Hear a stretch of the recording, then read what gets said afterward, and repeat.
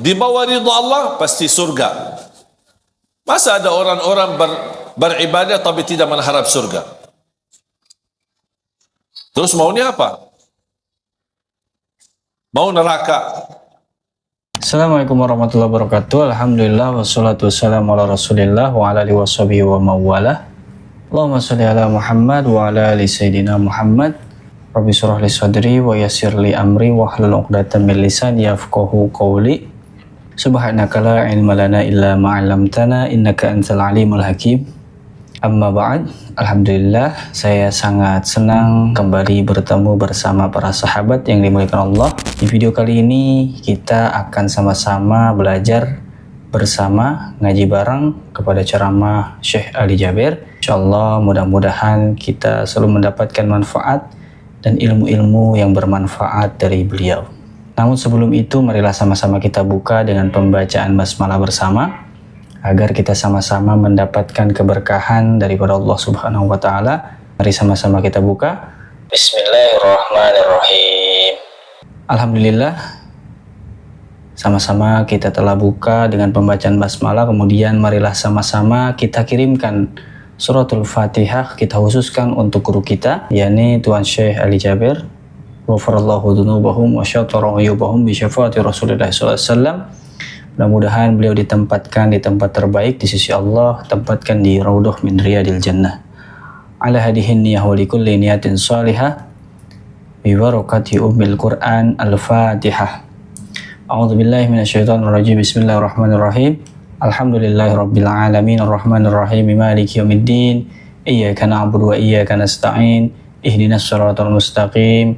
Siratal ladzina an'amta 'alaihim ghairil maghdubi 'alaihim waladdallin.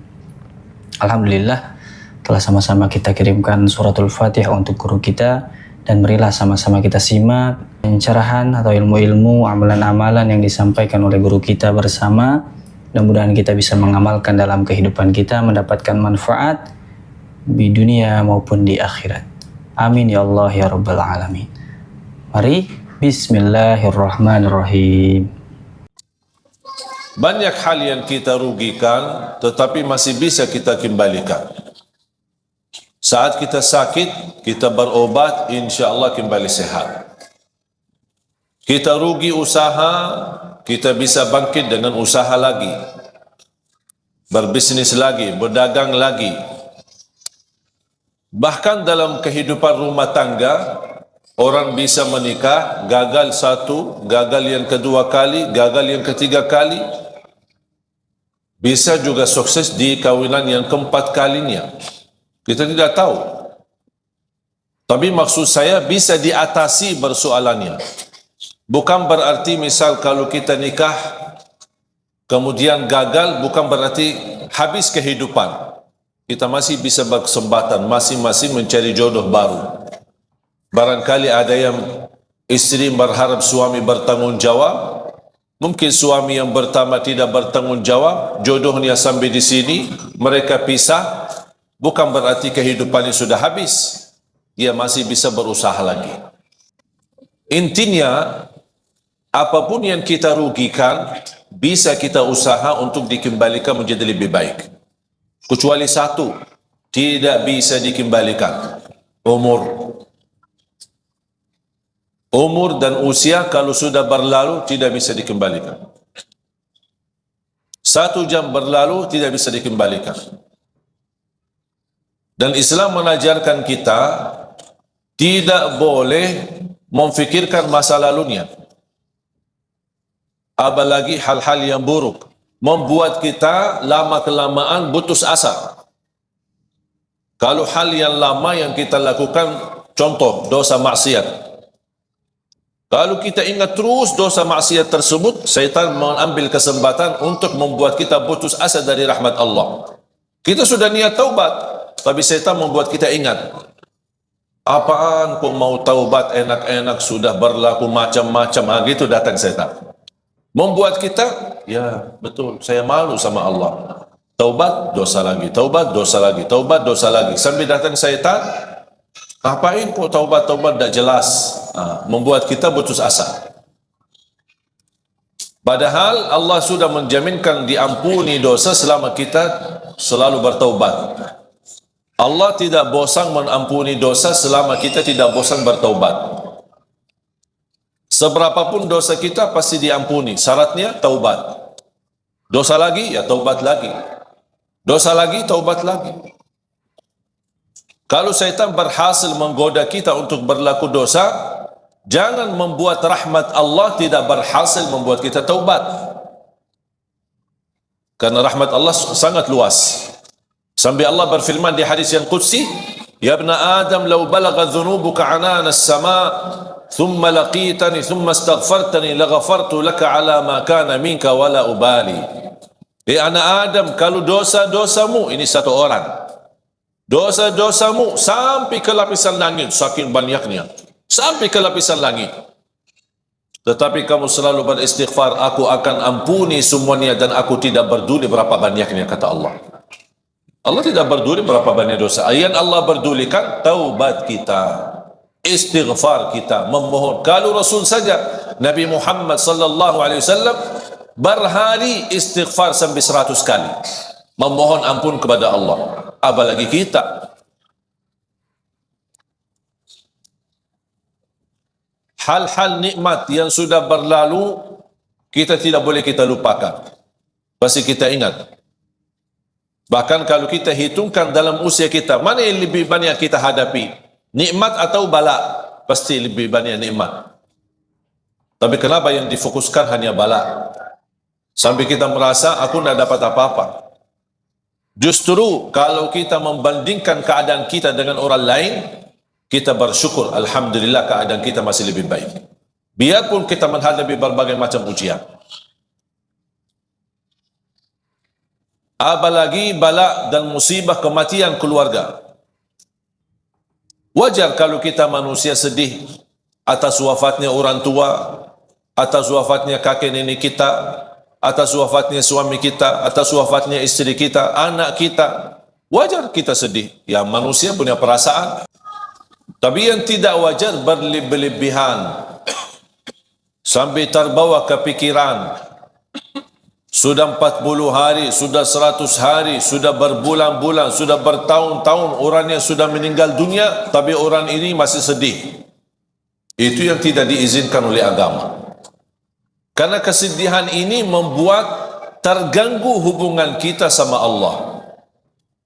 Islam mengizinkan kita boleh sedih, tapi ada batas kesedihan. Selepas itu beraktivitas kembali. Kita semua bakal mati.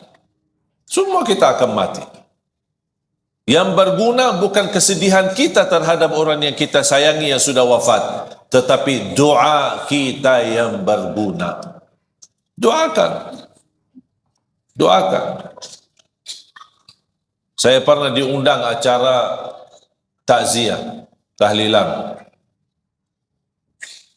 Kemudian ada sambutan sebelum masuk ke acara inti. Ada sambutan A, sambutan B.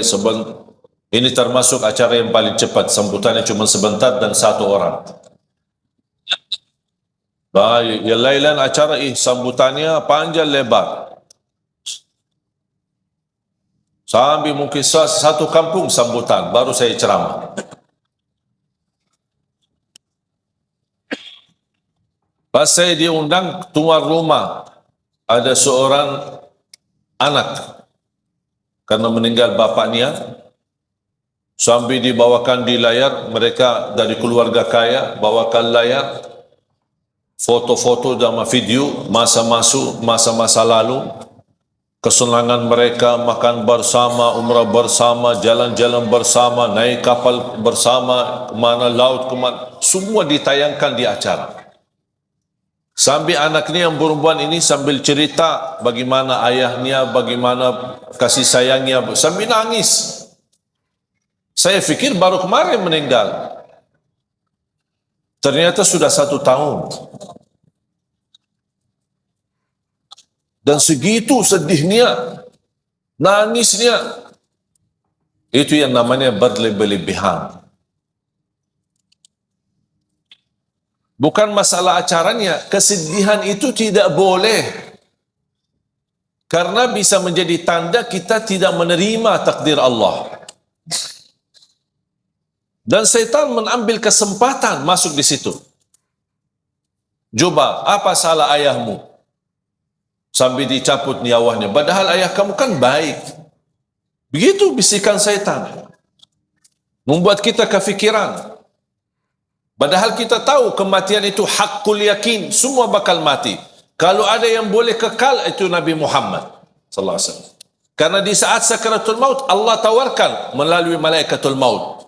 Mau kekal di dunia atau mau ambil wafat? Pilih yang mana? Rasulullah SAW. Karena sudah selesai tugasnya, sudah selesai dakwahnya, sudah sempurnakan agamanya, dia tidak mau milih hidup. Malah dia justru berkata, Ar-Rafiq al-A'la, Ar-Rafiq al-A'la. Saya ingin bertemu Allah. Sudah buat apa lagi saya hidup di dunia ini? Makanya Rasulullah SAW bersabda, Man ahabba liqa Allah, ahabba Allahu liqa'ah. Barang siapa yang mencintai bertemu Allah, Allah juga cinta dan sayang bertemu dengan kita. Tapi ada orang, na'udzubillah, pas menghadapi sakaratul maut, dia tidak mau bertemu Allah karena perilakunya. Makanya kita harus berbaik sangka, harus bersenang. Kapan tiba saatnya, kita tunjukkan perasaan kebahagiaan, kesenangan. Itu kematian bukan berarti kita akan menghadapi keburukan. Justru yang membuat kita senang menghadapi kematian, karena selepas kematian kita akan bertemu sama Allah. Bahagia enggak? Ya seharusnya bahagia. Kita disuruh bertemu sama orang terkenal, atau sama orang pejabat besar, atau sama orang presiden. Masa kita tidak senang? Sama Allah aja kita merasa takut. Segala sesuatu yang kita takuti, kita tidak berani menghadapi. Binatang,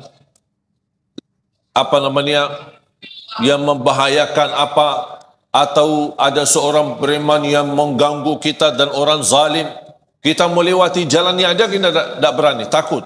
Segala sesuatu yang kita takuti pasti akan kita melarikan diri dari apa yang kita takuti. Kecuali satu, kalau kita semakin takut, pasti akan semakin dekat. Siapa? Allah.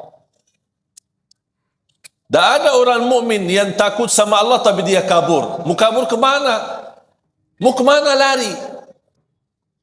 Tak ada yang bisa tolong selain Allah. Makanya semakin kita takut, justru semakin kita cinta, semakin kita dekat sama Allah. Bukan takut dihukum, tapi kita merasa ada rasa takut karena belum mampu menyempurnakan hak Allah. Ini yang membuat kita semakin enak, semakin dekat, semakin senang, semakin suka beribadah, semakin suka berzikir. Karena hubungan kita sama Allah tidak boleh terlepas dari tiga hal. Rasa harap, rasa takut, dan di atas ini semua adalah rasa cinta. Jadi bukan yang membuat kita mau beribadah karena kita mengharapkan saja, tapi yang membuat kita terdorong beribadah karena saya cinta. Masalah harapan itu belakangan, tahap yang kedua. Yang membuat saya takut, menjauh dari dosa dan maksiat, menjauh dari durhaka sama orang tua, menjauh dari hasud, menjauh dari dengki, menjauh dari sifat sombong dan dosa-dosa yang lain. Apa yang membuat? Bukan karena dilarang dan saya takut melanggar larangan Allah. Yang membuat saya takut tidak berbuat dosa maksiat karena saya cinta sama Allah. Akhirnya kalau kita semakin cinta sama Allah, nikmat, harapan dan ketakutan akan semakin sempurna. Karena Allah tidak mau juga kita takut sampai putus asa. Takut dihukum, takut karena dosa maksiatnya terlalu banyak, menzalimi orang macam-macam. Jadi rasa takut semestinya membuat kita semakin dekat sama Allah. Sampai Rasulullah SAW bersabda, Inni la atqakum lillah wa akhsyakum lah. Aku yang paling bertakwa kepada Allah, kata Rasul, dan aku yang paling takut kepada Allah. Bapak Ibu jamaah sekalian dimuliakan Allah SWT. Kembali lagi, yang mendorong kita saat beribadah tidak boleh terlepas dari 3 poin atau 3 hal. Harap. Apa yang kita harapkan dari Allah? Ridha. Kita harap Allah ridha. Kalau Allah ridha sama kita, beres, sudah selesai, tidak ada masalah. Kalau Allah ridha, berarti ibadah pasti diterima. Kalau Allah ridha, kekurangan pasti dimaafkan. Kalau Allah ridha, dosa pun Allah akan tutupi, karena Allah sudah ridha. Ada rasa takut, bukan takut dihukum, tetapi kita takut semakin beribadah, tapi ada rasa takut, jangan-jangan Allah tidak mau terima amal ibadah saya.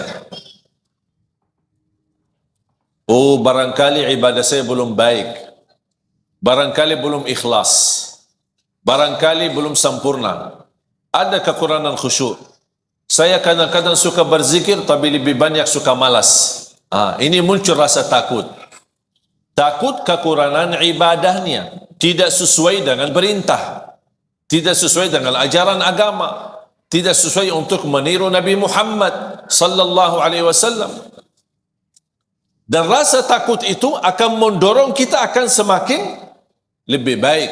Kalau saya salat asar atau saya salat zuhur, kayaknya belum sempurna ya, masih ada kekurangan, insya-Allah saya salat sunnah ba'diyah. Karena tugas salat sunnah qabliyah ba'diyah menutupi kekurangan salat wajibnya. Belum sempurna sunnah qabliyah ba'diyah, udah saya tambah lagi salat duha, saya tambah lagi sunnah wudu, saya tambah lagi salat tasbih, saya tambah lagi salat hajat. Belum lagi, masih ada kekurangan, saya tambah lagi salat tahajud, walaupun 2 rakaat, tutup witir, tidak harus 8 rakaat, tidak harus 10, tidak harus 20. Boleh enggak saya salat tahajud cuma 2 rakaat? Ya boleh. Witir langsung ditutupi witir. Jadi tahajud itu tidak semestinya jumlah yang banyak. Boleh enggak kita salat malam tapi belum tidur? Ada orang tanya, aku mau salat malam tapi aja sudah jam 1 saya belum tidur. Asik lagi ngobrol sama suaminya, lagi mesra-mesra, senang-senang, atau lagi membahas diskusi soal anak, sampai kelewat waktunya, sampai jam 12, jam 1. Kalau tidur jam 1 takut ketiduran, bangun salat subuh, belum salat tahajud. Boleh enggak saya salat malam sebelum tidur? Ya boleh. Daripada sia-sia. Ada orang berkata harus tidur walaupun sebentar. Maksudnya sebentar? Sampai saya pernah baca di salah satu komen, dia bilang wajib tidur sebelum salat malam. Walaupun hanya tutup mata sebentar terus buka lagi. Bukan namanya tidur. La yukallifullahu nafsan illa, tidak ada ajaran yang membebani kita. Ibu-ibu, bapa-bapa yang sudah biasa tidur dan bangun tahajud, teruskan. Itu lebih baik. Tapi yang belum terbiasa, malas-malasan, suka tidur dan ketiduran, syukur-syukur bangun subuh, daripada tidak salat witir dan salat malam, tertulis nama kita menjadi ahli tahajud, mendingan kita salat baru tidur. Ada orang bertanya, gimana kalau saya salat malam, tutup witir, kemudian saya tidur, tiba-tiba saya bangun, saya lihat jam, masih ada 40 menit, belum azan subuh. Boleh enggak saya tahajud lagi? Boleh, tapi tidak boleh witir lagi. Karena Rasulullah SAW tidak mengizinkan 2 kali witir dalam satu malam. Tidak boleh 2 kali witir dalam satu malam. Faham bu? Alhamdulillah Islam mudah. Kalau ada, selalu ada harap. Apa yang kita harapkan? Ridha Allah. Di bawah ridha Allah pasti surga. Masa ada orang-orang beribadah tapi tidak mengharap surga? Terus maunya apa? Mau neraka. Harap surga dan takut neraka. Tapi lebih daripada harap surga dan takut neraka, yang membuat kita mau mencintai Allah, mau beribadah kepada adalah rasa cinta. Itu yang paling tinggi. Contoh, ibaratnya seperti burung. Kira-kira burung tanpa kepala bisa terbang enggak? Burung dengan kepala tapi tidak ada sayap bisa terbang enggak? Itu orang mukmin. Kepala adalah cinta, dua sayap harap dan takut.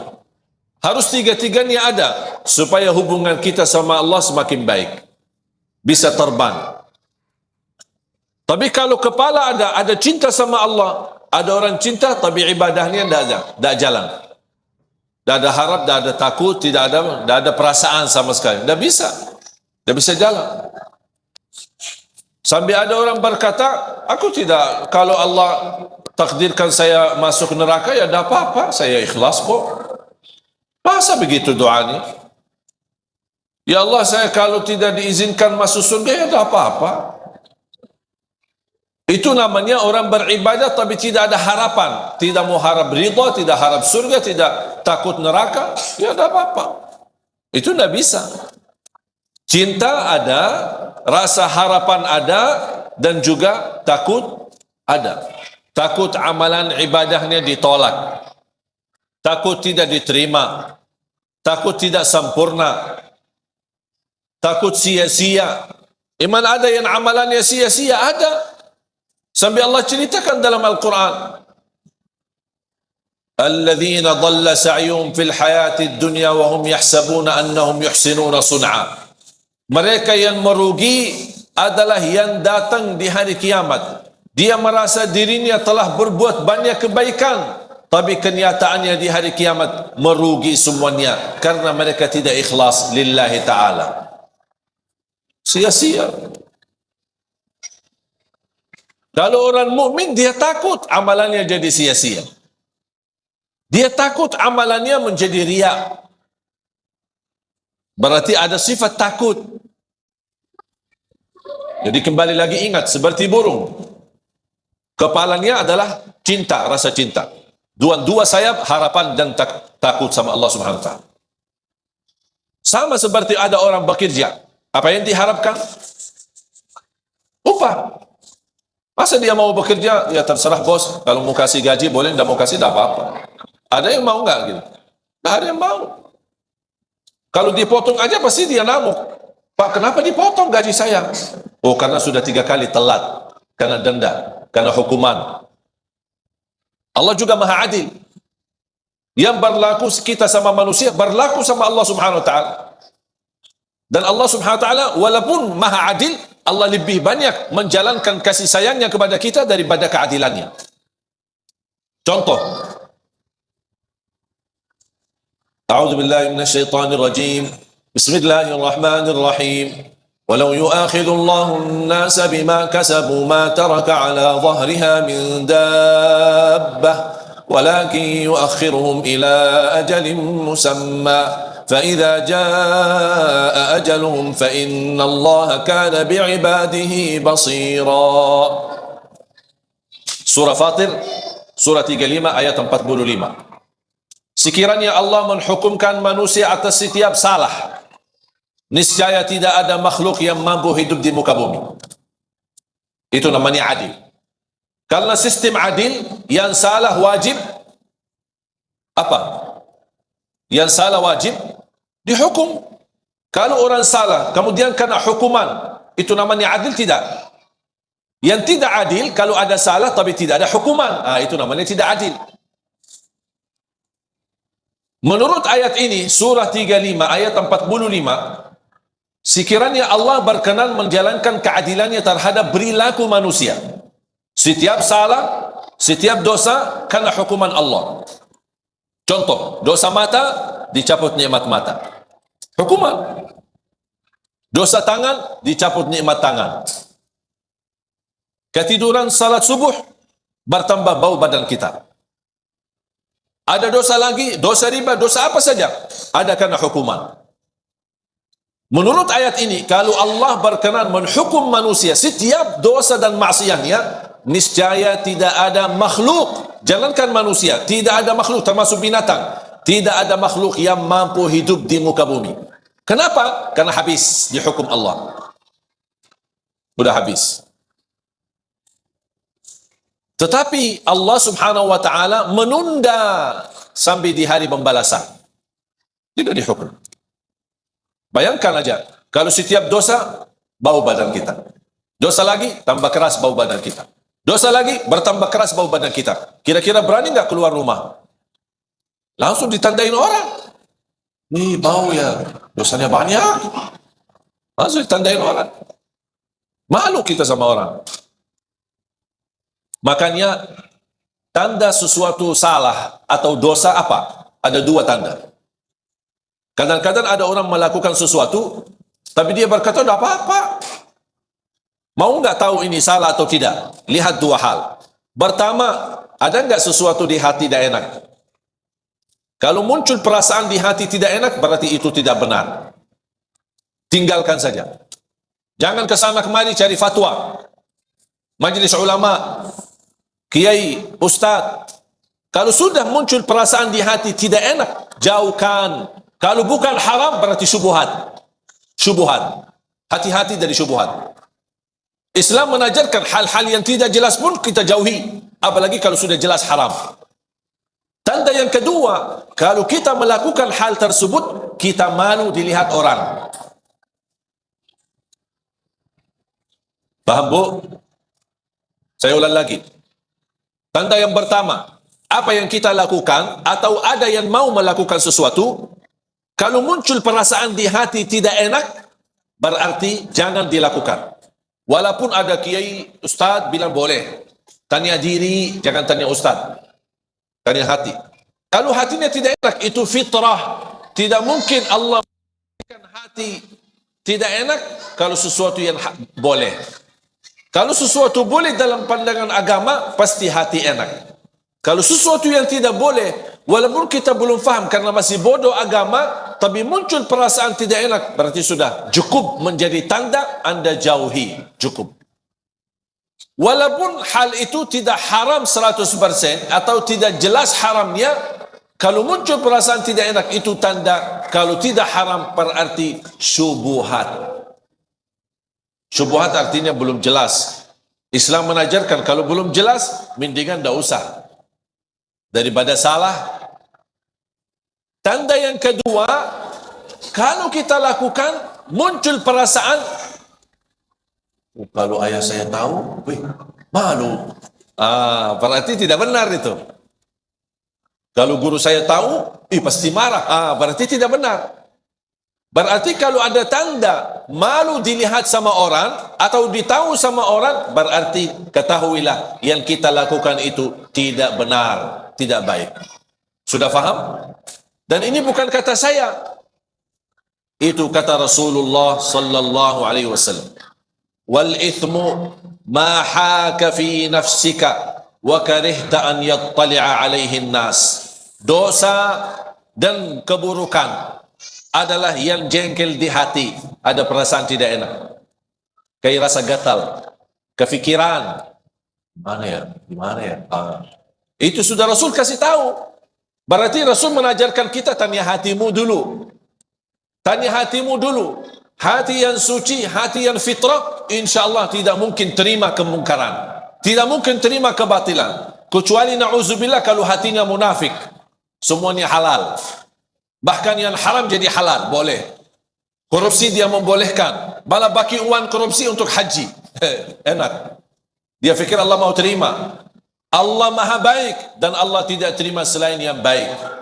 Jangan mencuri orang, curi hartanya terus sedekah. Saya suka anak yatim, tapi diambil curian orang. Nah Allah tidak bakal terima. Allah terima yang halal. Dari mana dan kemana? Makanya kita ingat, kembali kepada fitrah dan hati kita yang suci. Apapun yang jengkel di hati, atau kita malu dilihat dan ditahu sama orang, berarti sudah menjadi tanda cukup buat kita tidak melakukan hal tersebut. Bapak Ibu jamaah sekalian dimuliakan Allah Subhanahu wa taala. manfaatkan usiamu. Allah sendiri bersumpah dalam Al-Quran, wal 'asr innal insana lafi khusr illa alladhina amanu wa 'amilus salihat wa tawasaw bil haqq wa tawasaw bis sabr. Demi masa, demi waktu, apapun di dalam Al-Quran, kalau Allah berani bersumpah, itu berarti tanda sesuatu kemuliaan di belakang sumpah itu. Ada sesuatu kemuliaan di belakang sumpahan Allah Subhanahu wa taala. Allah ingin menyampaikan kepada kita, demi masa, demi waktu, berarti waktu dan masa itu berharga bagi Allah Subhanahu wa taala. Allah boleh bersumpah dengan apa saja, tapi kita manusia tidak diizinkan bersumpah kepada selain nama Allah. Demi Allah, wallahi, lillahi. Tapi kalau Allah bersumpah banyak, wasyamsi wa duhaha, wal qamari idza talaha, wad duha, wat tini waz zaitun, wal fajr, was samai wat tariq, was samai dzatil buruj. Ini semua namanya sumpah. Dan Allah berhak bersumpah dengan apa saja, termasuk wal asr. Allah bersumpah dengan demi masa, demi waktu. Gara-gara waktu dan masa, banyak manusia bakal merugi, kata Allah. Kenapa merugi? Karena dia tidak memanfaatkan waktu itu. Termasuk waktu adalah umur. Makanya sebaik-baik hamba, yang panjang usianya, baik pula amalannya. Sebaliknya seburuk-buruk hamba, yang panjang usianya tapi buruk amalannya.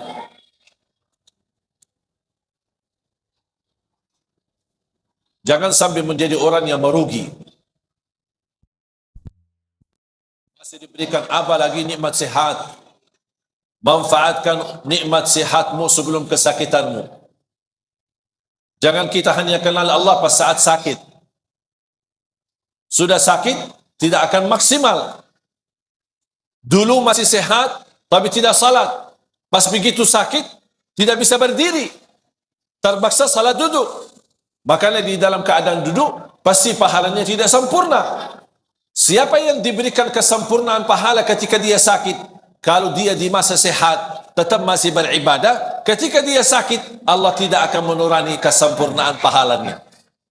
Karena dia di masa sehat, tetap jaga ibadah. Beda sama yang dikurangi pahalanya. Di masa sehat dia tidak beribadah, pasti masa sakit dia ingat sama Allah. Allah tidak akan sempurnakan pahalanya.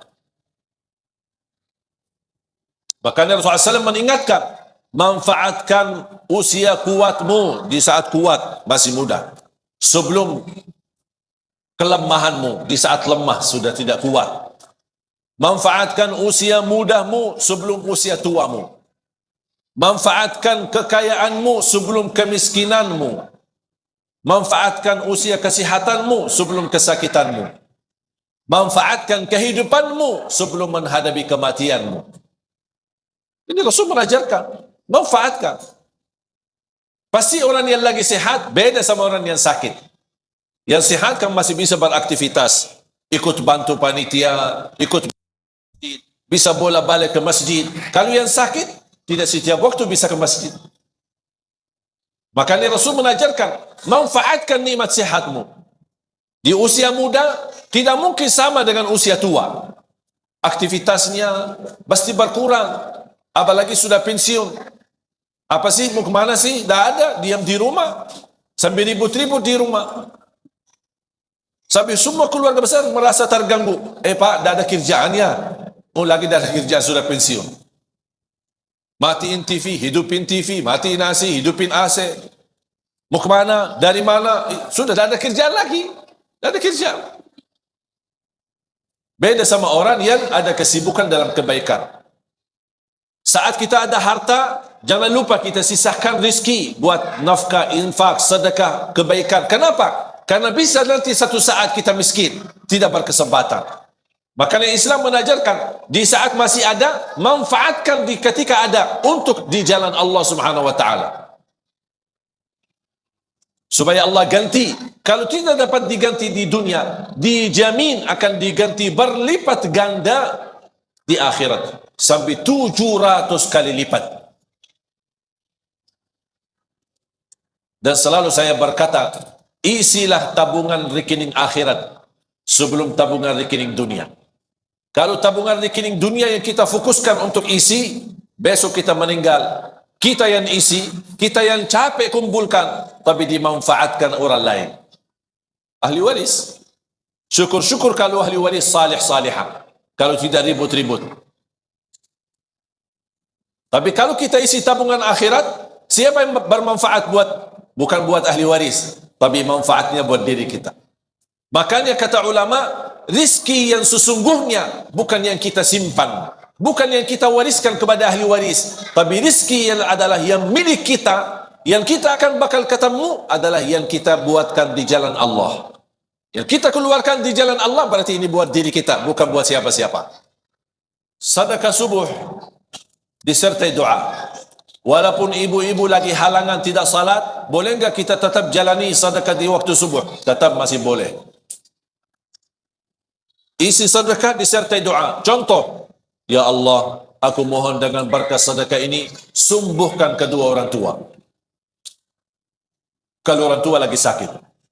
Orang tua sudah tidak ada, ya Allah, aku mohon dengan berkat sedekah ini, titipkan pahalanya untuk kedua orang tua.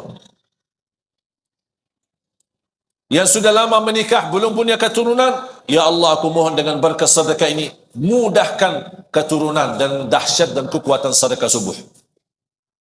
Yang sudah punya keturunan, ya Allah, aku mohon dengan berkat sedekah ini, berilah kepada keturunan kami menjadi penghafal Al-Quran. Lagi melamar kerjaan di mana-mana, kita isi sedekah subuh. Ya Allah, aku mohon berikan kemudahan lamaran kerja bisa diterima. Ya Allah, dengan berkat sedekah ini mudahkan rizki yang bisa membawa saya ke tanah suci haji dan umrah. Itu namanya sedekah disertai doa. Tapi tolong Bapak Ibu disesuaikan sedekahnya. Jangan sedekahnya koin tapi doanya sampai terbit matahari. Malu sama Allah. Kata malaikat sedekahnya koin-koin teng. Tapi kok doanya dah habis-habis. Kalau saya usulkan, satu kali sedekah, fokus satu hajat. Begitu tuntas hajatnya, nanti lanjut lagi sedekah untuk hajat yang lain. Wallahi Bapak Ibu, sedekah subuh dahsyat manfaatnya. Mulai hari ini, ibu, bapa, adik-adik, teman-teman semua sekalian, mulai hari ini, masing-masing punya kotak amal sendiri. Suami satu, istri satu, anak-anak satu, masing-masing.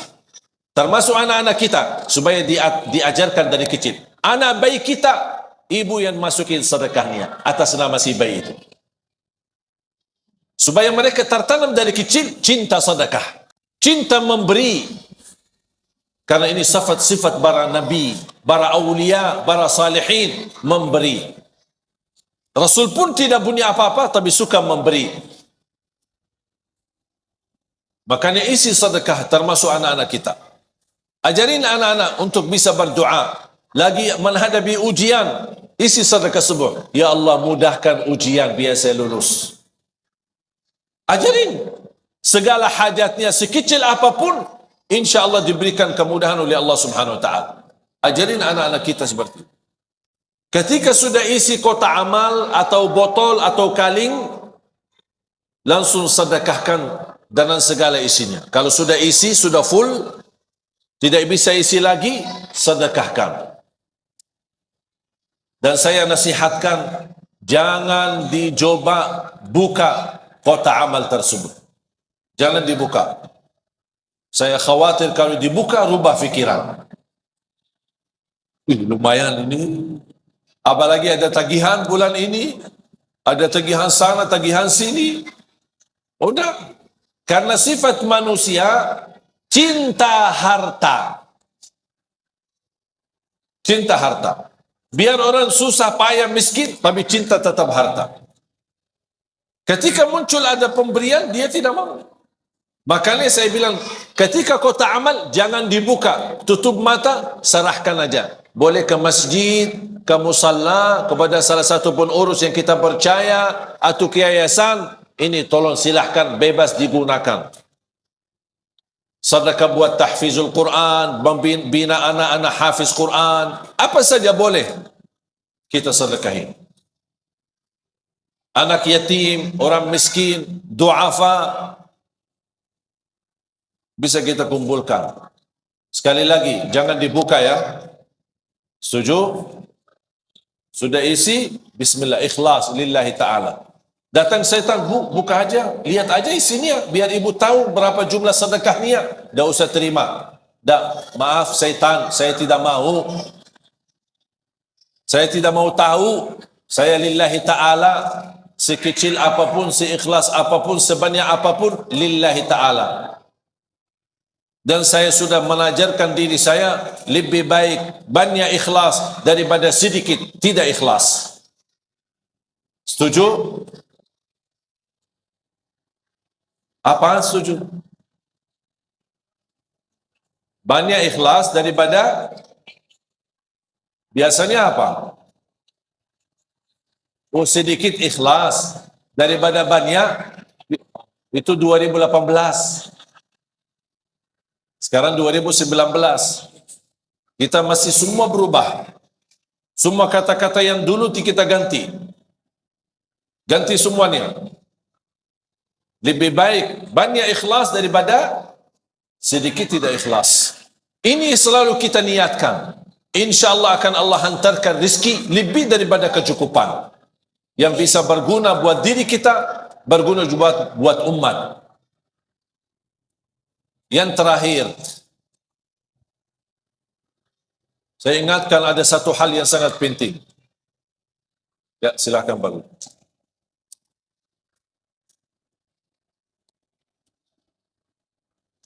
Hati-hati daripada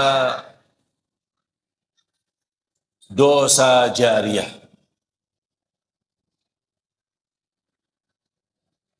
Hati-hati daripada dosa jariah. Biasanya kita tahu sedekah jariah atau amal jariah. Kok ada dosa jariah? Ada. Dan ini dosa jariah muncul saat ini gara-gara HP. Kalau sudah terlanjur kita melihat di isi HP kita atau grup-grup yang menerimkan macam-macam yang baik maupun buruk, atau isinya dosa, atau film-film yang tidak baik, sudah terlanjur kita melihatnya, itu sudah dosa buat diri sendiri. Tetapi hati-hati, jangan di-share. Jangan di-share. Rasanya gampang, tinggal masukin ke grup sebelah. Terima dari grup A, dimasukin ke grup B. Tapi kalau sudah masuk ke grup B, akan disebarkan kemana-mana.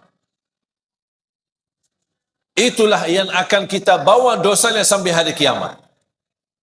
Kita mati, tapi buku amal belum tertutup. Karena ada isi dosa-dosa terus. Yang kita harap, buku amal terbuka, supaya kebaikan yang terisi. Sedekah jariah kita, amal jariah kita, bukan dosa. Hati-hati jemaah sekalian. Kalau anda merasa malu, menegur kemungkaran, ada orang kirimkan satu video, atau satu rekaman, atau satu tulisan, tapi kita malu menegur karena itu mungkar, dosa. Tapi kita merasa malu. Kalau saya tegur, nanti, aku baru belajar 2 hari, aku jadi ustaz. Langsung diolah sama orang. Kalau kita malu menegur mereka, mengingkari kemungkaran, sudah terlanjur kita lihat, jangan di-share ke orang lain. Walaupun itu satu orang. Bayangkan kalau satu orang ke satu orang, dari grup ke grup, bisa merebarkan banyak. Bisa jutaan orang dalam usia, bahkan dalam habis kematian kita. Itulah yang akan kita tanggung dosanya sampai hari kiamat. Na'udzubillah. Makanya hati-hati. Dan ini bukan kata saya, tapi kata Rasulullah sallallahu alaihi wasallam, "Man sanna fil Islami sunnatan hasanah, falahu ajruha wa ajru man 'amila biha ila yaumil qiyamah." Barang siapa yang menghidupkan sesuatu kebaikan atau share sesuatu kebaikan, dia akan mendapatkan pahalanya, dan semua yang mengamalkan kebaikan tersebut dia akan sama juga mengikut dapat pahalanya sampai hari kiamat. Dan barang siapa yang menghidupkan keburukan atau menyebarkan keburukan sampai dia mati, akan keburukan itu masih jalan, akan dia dapat dosanya sampai hari kiamat. Nauzubillah min zalik. Hati-hati. Makanya HP ini alat mubah, bisa jadi halal, bisa jadi haram, tapi dia alat mubah. Maksudnya apa mubah? Tidak ada pahala, tidak ada dosa, itu mubah. TV mubah atau haram? Mubah. Alat, semua alat itu namanya mubah. Mic, alat, semua itu namanya alat, tergantung gunanya. Salah guna dosa, digunakan dengan baik pahala. Contoh, HP kita, Assalamualaikum, apa kabar ayah, apa kabar ibu, saya kangen sama kampung, saya belum bisa pulang karena lagi sibuk kerjaan. Itu namanya apa? Silaturrahim. Lewat apa? Lewat alat mubah, Allah berikan pahalanya. Ada orang telefon, caci maki orang, gibah, fitnah, sebarkan fitnah. Tahu enggak ini berita di Salabriti, salah satu ustaz katanya karena ini macam-macam, dia menipu jamaahnya, ini begitu. Sebarkan fitnah. Walaupun itu berita benar, itu termasuk menyebarkan fitnah. Apalagi kalau berita itu tidak benar. Kalau berita benar, tidak boleh kita share, menyebarkan fitnah. Apalagi kalau berita itu hoax, tidak benar. Hati-hati jamaah sekalian. Sekarang semua serba, terima video, apapun isinya, langsung di-share. Bahkan ada satu orang saya pernah perhatikan, dia terima, dia belum lihat, langsung copy share, copy share, copy share. Saya bilang, kamu sudah lihat enggak? Belum. Terus kenapa kamu dah lihat? Belum sempat. Oh, sempat share aja. Tapi kan barangkali ada isinya tak baik. Oh ya, gitu ya. Jangan terlalu gampang. HP ini bahaya. Daripada menjadi kebaikan menuju ridha Allah dan surga, menjadi jembatan menuju surga, jalan-jalan menjadi hambatan untuk menuju surga. Sekarang di mana-mana, di masjid-masjid, sudah ada gambar, tulisan, mohon jamaah yang membawa HP, mohon nonaktifkan. Betul kan? Kalau ada orang buta huruf dah bisa baca, ada gambar HP X, supaya bapak ini lihat. Oh, barangkali bapak itu buta, tak bisa lihat, buta. Imam, stau, i'tadilu, luruskan saf, rapatkan saf, mohon jamaah yang membawa HP nonaktifkan. Betul kan? Tulisan ada, gambar ada, imam pun mengumumkan. Allah, masih bunyi, masih bunyi. Terus maunya apa? Setiap orang masuk masjid diberikan surat masing-masing, tanda tangan berjanjian untuk masuk ke masjid ini, mohon nonaktifkan. Biar datang-datang baru silahkan masuk. Maunya seperti itu. Yang lebih parah lagi, kalau anggaplah manusia, mohon maaf, Ustaz, jangan berlebih-lebihan. Kadang kita kan manusia, suka lupa. Kadang-kadang walaupun imam sudah mengumumkan, tapi kadang-kadang kefikiran, tidak sadar, saya lagi menghadapi masalah. Ya, saya maafkan. Kita lupa, kefikiran, apapun alasannya. Sudah terlanjur, Allahu Akbar, sudah terlanjur mulai salatnya, lupa nonaktifkan HP-nya atau diselang. Kemudian kita pas begitu salat, ada bunyi HP kita. Kenapa tidak gerakkan tangannya untuk dimatikan HP-nya? Saya pernah salat di salah satu masjid tarawih. Ada sebelah saya orang, imamnya lagi nikmat bacaannya, enak, terharu sekali bacaannya. Di sebelah saya ada orang bunyi HP-nya, lagu India lagi.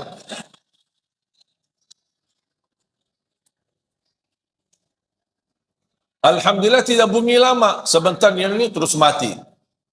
Alhamdulillah. Walaupun hilang kekhusyuan sebentar, tapi bisa kembali lagi fokus untuk menikmati bacaan imam. Bunyi lagi HP-nya, tapi lama sekali. Dan orang yang di sebelah saya diam gini. Kayaknya khusyuk. Itu bukan khusyuk, pura-pura khusyuk. Mati. Pas yang ketiga kali, karena imam itu di salah satu masjid bacaannya panjang, lebih dari 1 halaman, 1 rakaat. Masih bunyi lagi yang ketiga. Pas yang ketiga saya tidak sabar. Saya langsung begini. Ya ingatkan, barangkali dia tidak sadar, saking khusyuknya dia tidak dengar HP-nya. Itu namanya saking khusyuk. Makanya saya berbaik sangka, oh barangkali khusyuknya luar biasa, sampai HP-nya sendiri dia tidak bisa dengar. Makanya saya ingatkan. Dia tidak ada respon. Kita ruku', sujud, rakaat yang kedua, bunyi lagi HP-nya. Yang aku heran, kok bunyi pas bacaan imam lagi enak. Saya tegur lagi, tidak ada. Akhirnya saya terpaksa. Pak, matiin HP-nya. Saya batal salat. Terus mau gimana? Tadi diganggu kekhusyuan, kita lagi berupaya. Salat kita kan lagi mujahadah. Khusyuk, hilang khusyuk. Khusyuk, hilang khusyuk. Khusyuk, hilang khusyuk. Akhirnya saya terpaksa. Pak, matiin HP-nya. Dia kaget. Oh, ini rakaat yang kedua. Pas begitu selesai salat, dia bilang, mohon maaf, saya memang dari tadi dengar. Tapi saya dapat satu pelajaran. Katanya gerakkan tangannya 3 kali, batal salatnya. Saya bilang, dosa mana yang lebih besar? Gerakkan tangannya 3 kali, matikan HP, atau mengganggu ratusan orang di masjid? Mana yang lebih besar dosanya? Kadang-kadang hukum fikih, jangan salah kita fikirkan. Tergantung kondisi dan keadaan. Kalau seperti ini, gerakkan tangannya, matikan HP-nya, lanjut salatnya. Daripada mengganggu ratusan orang yang lagi nikmati salat khusyuk. Karena orang salah memahami persoalan fikih, tapi akhirnya dia membawa dosa yang lebih besar gara-gara masalah fikih yang kecil. Oleh karena itu jamaah sekalian, nikmati usiamu. Kalau kita terlanjur dosa, ingat, alhamdulillah masih dibukakan kesempatan bertaubat. Dosa lagi, taubat. Dosa lagi, taubat. Dan selalu kita memohon ampun kepada Allah Subhanahu wa taala. Semoga semua diampuni dosanya, disucikan hatinya, dibersihkan jiwanya, diberikan kemudahan dalam segala urusannya. Ya Allah, atas izinmu, kami sama-sama berkumpul di masjid ini. Berilah kepada kami kemuliaan, sama-sama bertemu kembali di dalam surgamu ya Allah, bersama Nabi Muhammad sallallahu alaihi wasallam. Ya Allah, berikan kepada kami kemudahan, bisa ke tanah suci, haji dan umrah, dan ziarah Nabi Muhammad. Alhamdulillah, sahabat yang dimuliakan Allah, baru saja sama-sama kita belajar menyimak daripada ceramah-ceramah ataupun amalan-amalan. Kita sama-sama ngaji bareng kepada guru kita almarhum Syekh Ali Jabir. Mudah-mudahan sama-sama kita mendapatkan manfaat daripada video-video beliau dan bisa menjadi amal jariah untuk beliau. InsyaAllah kita mudah-mudahan bisa mengamalkan ilmu-ilmu yang disampaikan oleh beliau dalam kehidupan kita sehari-hari, agar kita menjadi orang yang bertakwa, orang yang taat, orang yang insya Allah mudah-mudahan ikhlas beramal selalu dalam kasih sayang dan ridho Allah Subhanahu wa ta'ala. Sebelum kita tutup, marilah sama-sama kita kirimkan kembali suratul Fatihah kepada guru kita. Ini adalah sebuah tanda kasih sayang dan kecintaan kita kepada beliau. Mudah-mudahan beliau Allah tempatkan di tempat terbaik dan Allah ampuni segala dosa-dosanya. InsyaAllah dengan amalan-amalan yang kita kerjakan mudah-mudahan menjadi pahala jariah yang kembali kepada beliau. Kita sama-sama kirimkan untuk khusus guru kita almarhum Tuan Syekh Ali Jabir. Ala hadihin niyah wa likulli niyatin shalihah. Al-Fatihah. A'udzu billahi minasyaitonir rajim. Bismillahirrahmanirrahim. Alhamdulillahirabbil alamin. Arrahmanir rahim. Maliki yaumiddin. Iyyaka na'budu wa iyyaka nasta'in. Ihdinas siratal mustaqim. Shiratal ladzina an'amta 'alaihim ghairil maghdubi 'alaihim waladdallin. Alhamdulillah, sahabatku yang dimuliakan Allah. Semoga kita selalu dalam ridho dan kasih sayang Allah Subhanahu wa taala. Mari sama-sama kita tutup dengan doa kafaratul majlis. Subhanakallahumma wa bihamdika asyhadu an la ilaha illa anta astaghfiruka wa atubu ilaik. Assalamualaikum warahmatullahi wabarakatuh.